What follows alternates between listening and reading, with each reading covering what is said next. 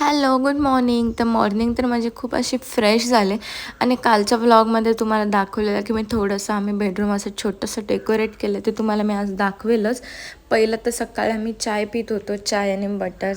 माझी सासू आणि मी, आणि आम्हाला सोबत कार्टून हे बघावंच लागतं. ॲक्च्युली माझी सवयीने असं आम्ही बेडरूम डेकोरेट केलं म्हणजे छोटंसं आमच्या विंडोच्या इथे आणि वरती असं पानांचं डेकोरेशन केलं. तर कसं वाटते कमेंट्समध्ये सांगा. मला तर खूप जास्त आवडलं. अजून काय काय नवीन चेंजेस करायचे ते पण तुम्ही सांगा की आम्ही काय करू शकतो त्याच्यामुळे खूप भारी असं वाटेल. तर मी असं काय 2-3 गोष्टी सुचवल्यात, पण तुमच्याकडून पण सुचवा असं काहीतरी छान असं.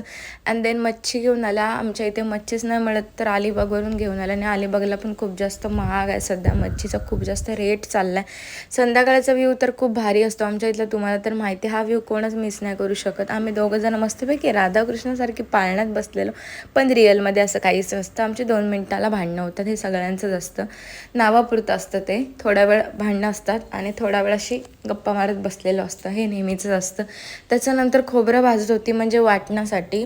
सुकं वाटण आम्ही ऑलरेडी सगळं करूनच ठेवतो आधीच, त्याच्यामुळे नंतर आम्हाला टेन्शन नाही की करावं लागतं असं. तर खोबरं वगैरे भाजून आम्ही वाटण रेडी करून ठेवतो, कारण आमचं वाटण हे संपलेलं, त्याच्यामुळे मी बनवत होती. आणि मग आईस्क्रीम वगैरे खाल्ली आणि राऊंड मारायला गेलेलो मी यांच्यासोबत, अशीच आमच्या फ्रेंड्स. सो जरा खूप बरं वाटलं सगळ्यांसोबत फिरून, रिलॅक्स वाटतं. तुम्हाला तर माहिती असं होता माझा दिवस.